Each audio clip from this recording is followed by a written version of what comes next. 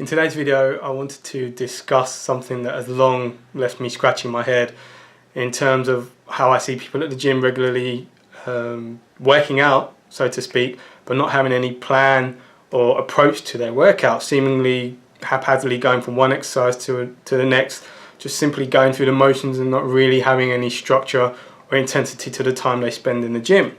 And I always get asked by those types of people when they stop and talk to me how I get the results I do in the very little time that I spend in the gym. I typically spend an hour or less in the gym whenever I go. It's usually well under an hour, 45 minutes, even sometimes 40 minutes. Yet I achieve everything I want to in that time, and I'm happy with the results I get. And the people that ask me the question often train well over an hour and a half, 2 hours, and sometimes more. But how much of that time are they actually using for exercise as opposed to just wandering around the gym, to put it bluntly? And that's the distinction I make with them. I tell them that I come into the gym with a clear idea and point of view of what I'm going to do on that given day. I know exactly which exercise I'm going to do, what kind of weight I'm going to use, how many repetitions I'm going to do, and I just get on with it. So that is the clear difference that I see between not having a plan and having a plan, and why I achieve my results, and perhaps why the people that don't have a plan don't achieve their results. Now, I'm not saying there aren't other factors to achieving your results in the gym, but I can't overlook the fact that being prepared and organised while you're in the gym is a key factor. Just in the same way that if you were trying out a new meal idea that you had, you would probably need a recipe to do that if you've never done it before, to make sure it goes according to plan and you don't make really any mistakes along the way. In the same way that a bank would ask for a business plan if you're looking to borrow money to start a business. In the same way that you would have blueprints for a building if you're thinking of creating something new. I don't see the gym or working out or transforming your body as any different, but yet people treat it differently. And I think there's probably two main reasons to why that is, from what I see. One of those is that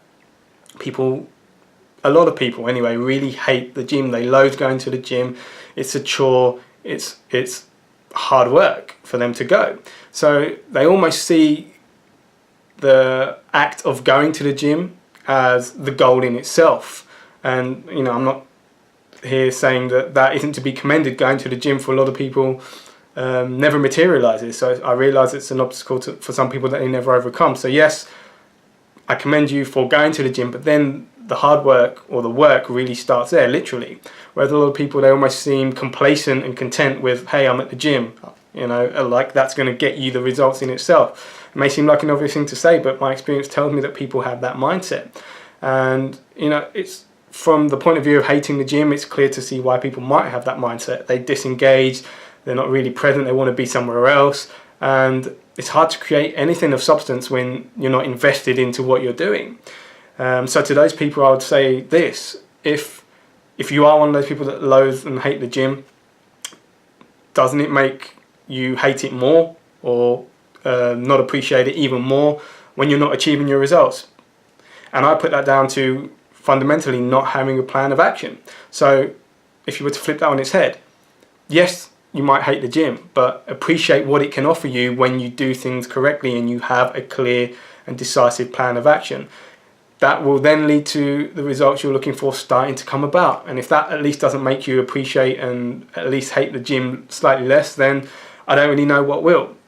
The second type of person, and there is some overlap here, is the person that really lacks experience and understanding of exercises, working out, moving the body. So they pretty much go through the same motions of wandering around the gym and almost choosing exercises as they come to them rather than as a structured way. But their reason for doing so is very different. They simply don't know any better. And to those people, I would say, don't let your lack of experience and know-how get in the way of what it is you desire. And if you have the desire to work out properly and with clarity and a clear set way of exercising, then that's the most important thing. There are many ways you can go about educating yourself or getting the help you need to be able to then get to the point where you can plan your own sessions. I mean, I started training when I was 17 in the gym. I very much learnt from reading books and from people I deemed knowledgeable in the area of exercise and weight training in particular. And over the course of time, I developed competency that way. It wasn't until I went to university that I started to learn for myself through education how to do things. And that's essentially the point. It's a process, a learning process that over the weeks, months and years you will develop. But some of those things that can help you get there if you simply don't know where to begin with your exercise and you're a novice are speaking to a fitness instructor at your gym, working out with someone you know who is knowledgeable and experienced in exercise, and I mean truly knowledgeable. I make that distinction because you don't want someone who's a novice like you, where you're both kind of looking for each other for guidance, and you don't really have much to offer each other in that respect. Or on the flip side, someone says that they know what they're doing and they're experienced, but in reality they're not. The last thing you want to do is follow someone like that, get injured, or just mismanage your workout. There are a lot of people out there that think or pretend they know what they're doing, in reality they don't. So it's up to you to make that distinction.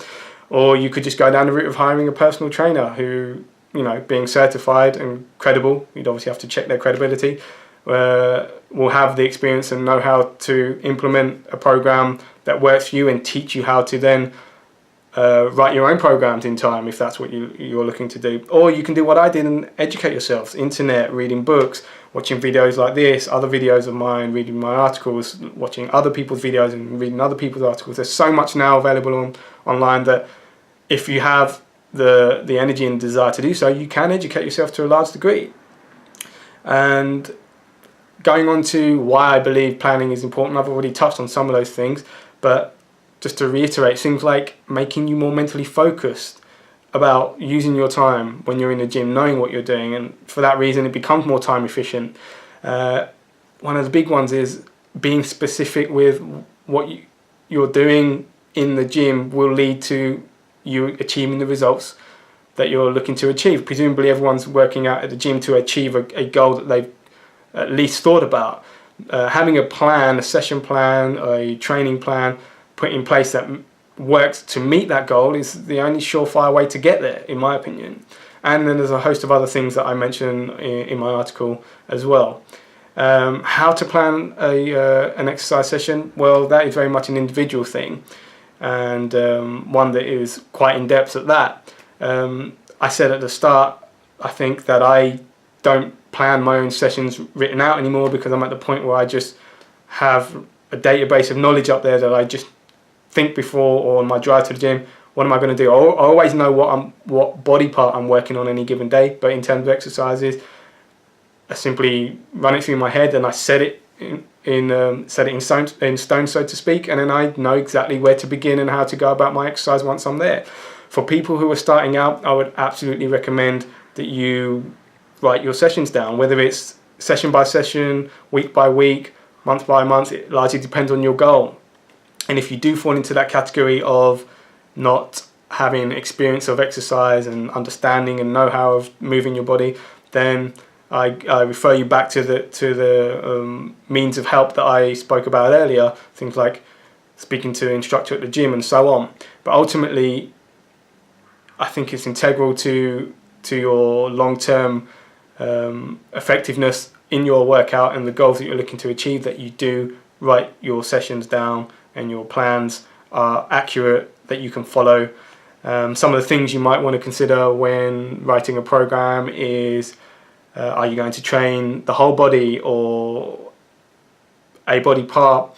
Within that, then which exercises are you going to do?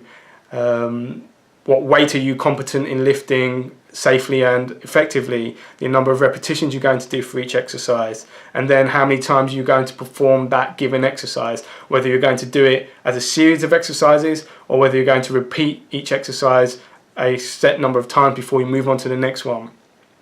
And things of that kind of nature. Again, there's more detail in my article, but essentially I just wanted to really drive home the importance of having a session plan and a plan of action when you go into the gym, because a lot of people don't have that, and I really wanted to highlight what I believe is an integral part of my success personally in the gym. And obviously when I work with clients, I always have plans for every session that I do, and to me it helps keep them focused and know exactly where they're going and what they're doing at any given point in their session.